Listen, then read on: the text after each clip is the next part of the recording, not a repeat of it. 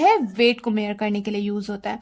अच्छा, वेट और मास को अक्सर बच्चे मिक्स कर देते हैं, तो याद रखिएगा ये दोनों अलग अलग टर्म्स है। मास हमारे पास क्या है? क्वांटिटी ऑफ मैटर है। ठीक है, मास हमारे पास क्या है? Quantity.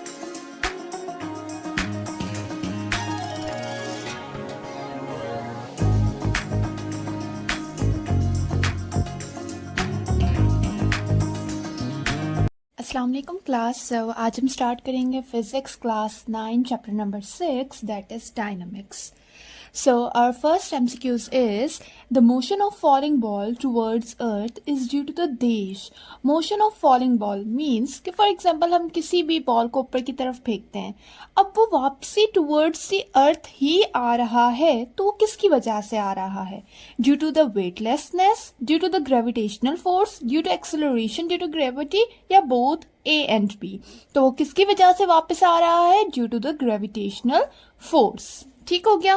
Then Newton's law of gravitation holds between every two object on the देश।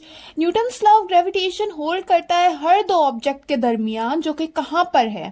पहले तो आप न्यूटन्स लॉ ऑफ ग्रेविटेशन समझे कि वो है क्या। इसमें न्यूटन क्या कहता है कि भाई यूनिवर्स के अंदर हर ऑब्जेक्ट दूसरे ऑब्जेक्ट को किसी फोर्स के साथ अपनी तरफ अट्रैक्ट करता है। इसे हम क्या कहते हैं? न्यूटन लॉ ऑफ ग्रेविटेशन कहते हैं। ठीक हो गया। अब इसमें ये जो F है उसका फॉर्मूला क्या दिया गया है? F is equals to G(m1 m2 upon R square. Means ये जो फोर्स है वो डायरेक्टली प्रोपोर्शनल है प्रोडक्ट ऑफ दीज मासेस और इनवर्सली प्रोपोर्शनल है आर स्क्वायर के, रेडियस स्क्वायर के। ठीक हो गया। अक्सर ये भी पूछा जाता है, तो इसे भी आप लोग याद कर लें कि F is equals to G(m1 m2 upon R square. Then उसके बाद आ जाते हैं हमारे एमसीक्यूज की तरफ कि न्यूटन्स लॉ ऑफ ग्रेविटेशन किन दो ऑब्जेक्ट्स के दरमियान होल्ड होता है? ए अर्थ पे, बी जुपिटर पे, सी मून पे, या फिर डी यूनिवर्स। तो याद रखिएगा कहां पर होता है? D universe. मतलब अर्थ, मून, जुपिटर हर जगह पे न्यूटन का लॉ अप्लाई होता है। Then numerical value of G is, अब ये जो जी है हमारे पास, इसे क्या कहा जाता है? ग्रेविटेशनल कांस्टेंट कहा जाता है। ग्रेविटेशनल कांस्टेंट मींस इसकी वैल्यू हर जगह पे सेम रहती है। ठीक, अब पूछो क्या है कि इसकी न्यूमेरिकल वैल्यू है क्या? A G is equals to 6.673 into 10⁻⁻11 newton metre square पर किलोग्राम स्क्वायर। तो यही हमारा ऑप्शन करेक्ट है, that is 6.673 into 10⁻11 newton metre square पर किलोग्राम स्क्वायर। अक्सर इसकी वैल्यू पूछी जाती है, या फिर जो है वो इसके यूनिट भी जो है इधर उधर कर देते हैं, तो यूनिट भी आप लोगों ने अच्छे से याद रखना है वैल्यू के साथ साथ। ठीक हो गया। देन उसके बाद आ जाते हैं gravitational field of earth is directed dash. Gravitational field of earth जो है वो डायरेक्टेड है towards the earth, towards the sun, towards the moon, या अवे फ्रॉम द अर्थ। तो याद रखिएगा वो क्या है? टुवर्ड्स द अर्थ है। अच्छा, एक तो हमारे पास ये कैपिटल जी आ गया। दूसरा जो हमारे पास अर्थ की ग्रेविटी है उसे हम किससे शो करते हैं? स्मॉल जी से शो करते हैं, और उसकी न्यूमेरिकल वैल्यू कितनी है? 9.8 मीटर पर सेकेंड स्क्वायर। अच्छा बेटा, इसकी जो वैल्यू होती है ना वो चेंज होती रहती है, ये वैल्यू कांस्टेंट नहीं है, पर ये वाली वैल्यू जो होगी वो कांस्टेंट होगी। ठीक है, इसे हम अप्रोक्सीमेटली 10 कहते हैं, 10 मीटर पर second square. Then Desh was the first scientist who gave the concept of gravitation। वो कौन सा साइंटिस्ट है जिससे पहली बार कंसेप्ट दिया था ग्रेविटेशन का? ए आइंस्टाइन, बी न्यूटन, सी फराडे, या फिर डी मैक्सवेल। तो वो कौन सा साइंटिस्ट है? Newton. Then according to Newton's law of universal gravitation force is, अब according to the Newton's law of gravitation force क्या है? डायरेक्टली प्रोपोर्शनल है m1 m2 के, इनवर्सली प्रोपोर्शनल है आर स्क्वायर के, डायरेक्टली प्रोपोर्शनल है आर स्क्वायर के, या फिर बोथ। तो हमने यहाँ पर पढ़ा कि ये जो फोर्स है वो डायरेक्टली प्रोपोर्शनल है प्रोडक्ट ऑफ दीज मासेस और इनवर्सली प्रोपोर्शनल है आर स्क्वायर के। तो हमारे पास यहाँ पर ये ऑप्शन भी करेक्ट है, ये ऑप्शन भी करेक्ट है।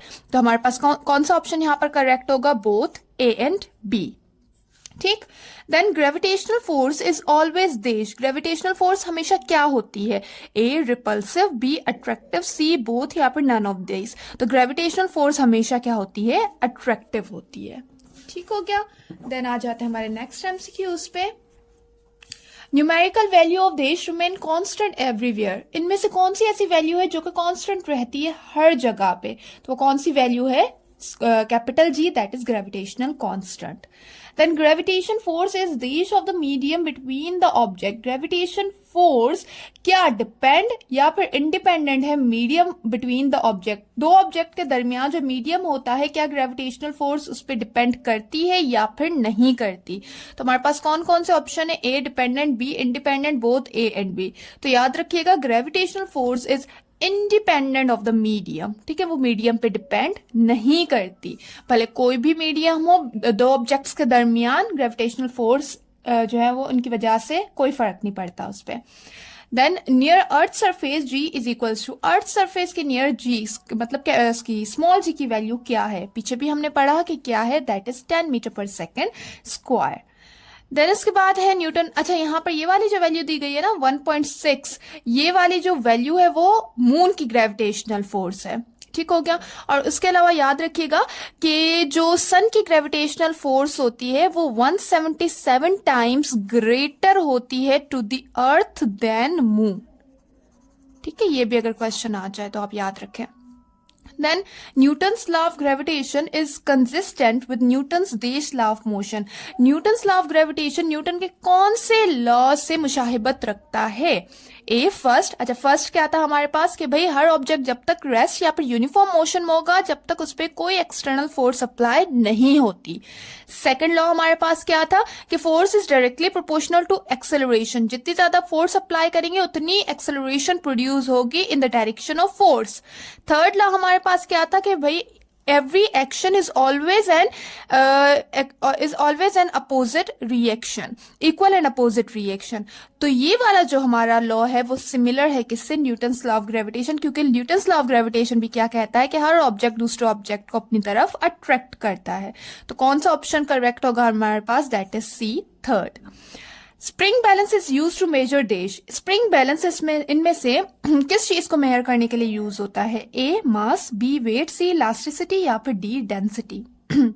तो स्प्रिंग बैलेंस किसे मेजर करने के यूज होता है, वेट को मेजर करने के लिए यूज होता है। अच्छा वेट और मास को अक्सर बच्चे मिक्स कर देते हैं, तो याद रखिएगा ये दोनों अलग अलग टर्म्स है। मास हमारे पास क्या है, क्वांटिटी ऑफ मैटर है, ठीक है, मास हमारे पास क्या है, क्वांटिटी ऑफ मैटर, जबकि हमारे पास जो वेट है वो क्या है, weight is a measurement of gravitational force on the object, measurement of gravitational force, measurement of gravitational force on an object, ठीक हो गया। अच्छा ये जो मास जो होता है ना वो हर जगह पे सेम रहता है, लेकिन ये जो वेट होता है वो हर जगह पे डिफरेंट होता है, ये बात याद रखनी है आपने।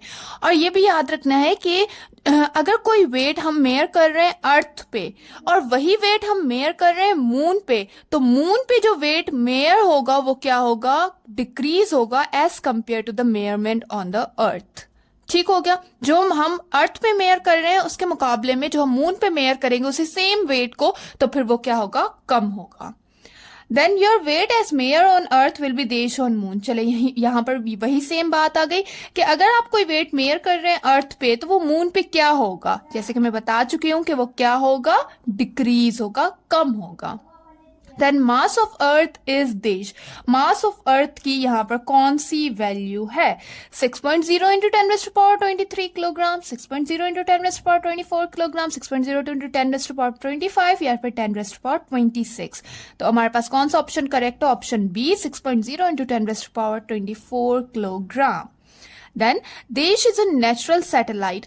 अच्छा आप लोगों से रिक्वेस्ट है कि अगर अब तक आप लोगों ने मेरे चैनल को सब्सक्राइब नहीं किया तो काइंडली कर दीजिए, अगर वीडियो पसंद आए तो जरूर लाइक कीजिएगा। चले आ जाते हैं अपने एमसीक्यूज की तरफ। देश इज अ नेचुरल सैटेलाइट। अच्छा हमारे पास दो तरह की सैटेलाइट है, एक को नेचुरल सैटेलाइट कहा जाता है, दूसरी को आर्टिफिशियल सैटेलाइट कहा जाता है। आर्टिफिशियल सैटेलाइट नाम से हमें पता चल रहा है कि आर्टिफिशियल जो कि हमने मैनमेड हो और जबकि नेचुरल सैटेलाइट हमारे पास क्या हो, नेचुरली हो। तो इनमें से कौन सी जो है नेचुरल सैटेलाइट है। अच्छा सैटेलाइट हम किसे कहते हैं, सैटेलाइट वो चीज है जो कि अर्थ के ऑर्बिट के वहां रिवॉल्व करती है, जो अर्थ के अराउंड ऑर्बिट है वहां रिवॉल्व करती है, उसे क्या कहा जाता है? सैटेलाइट कहा जाता है। अब हमारे पास नेचुरल सैटेलाइट कौन सी है जो कि अर्थ के अराउंड ऑर्बिट में रिवॉल्व करती है? ए अर्थ, बी जुपिटर, सी मून या फिर डी मार्स। तो हमारे पास कौन सा ऑप्शन करेक्ट होगा? C moon. Moon is a natural satellite. Then a communication satellite complete its one revolution around the earth is in dash hours. Communication satellite complete करती है अपना एक चक्कर अर्थ के अराउंड कितने घंटों में? ए 6 घंटों में, 12, 18 या फिर 24। तो कौन सा हमारे पास ऑप्शन करेक्ट होगा? डी 24 आवर्स में। देन अच्छा, एक और बात यहाँ पर याद रखें कि हमारे पास जो फर्स्ट आर्टिफिशियल सैटेलाइट थी उसे क्या कहा जाता है? स्पुतनिक सैटेलाइट कहा जाता है। और ये फर्स्ट टाइम जो है वो स्पेस में किसने भेजी थी? सोवियत यूनियन, रशिया ने भेजी थी। कब भेजी थी? 1957 में। ठीक है, ये बात भी याद रखिएगा। देन उसके बाद हम आ जाते हैं नेक्स्ट एमसीक्यूज पे। The velocity of a satellite is dash of its mass. Velocity of satellite क्या मास के ऊपर डिपेंड करती है या फिर नहीं करती? ए इंडिपेंडेंट, बी डिपेंड या फिर इसके इक्वल है या फिर डबल है। तो याद रखिएगा कि velocity of satellite independent of its मास होती है, मास पे डिपेंड नहीं करती। ठीक हो गया।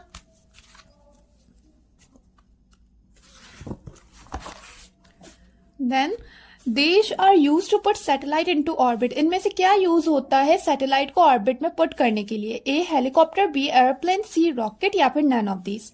तो वो कौन सा ऑप्शन करेक्ट होगा यहाँ पर? C rocket. Then the critical velocity is dash. अच्छा, क्रिटिकल वेलोसिटी हमारे पास क्या है? Critical velocity is a horizontal velocity. ये एक हॉरिजॉन्टल वेलोसिटी है जो कि रिक्वायर्ड होती है किसी भी सैटेलाइट को ऑर्बिट में पुट करने के लिए। जो वेलोसिटी रिक्वायर्ड होती है उसे क्या कहा जाता है? हॉरिजॉन्टल वेलोसिटी कहा जाता है। ठीक हो गया। अब यहां पर पूछा गया कि हॉरिजॉन्टल वेलोसिटी का फॉर्मूला क्या है? Horizontal velocity is equal to under root GR। G हमारे पास ग्रेविटी और R हमारे पास क्या है? रेडियस। ठीक हो गया। यहां पर हमारा ये चैप्टर होता है खत्म। आज पता नहीं क्यों गला ऐसे हो रहा है कि आज हमारा ये चैप्टर होता है यहाँ पर खत्म। आई होप ये लेक्चर आप लोग के लिए बेनिफिशियल रहा होगा। इन द नेक्स्ट लेक्चर हम नेक्स्ट चैप्टर को डिस्कस करते हैं। Thank you. खुदा हाफिज।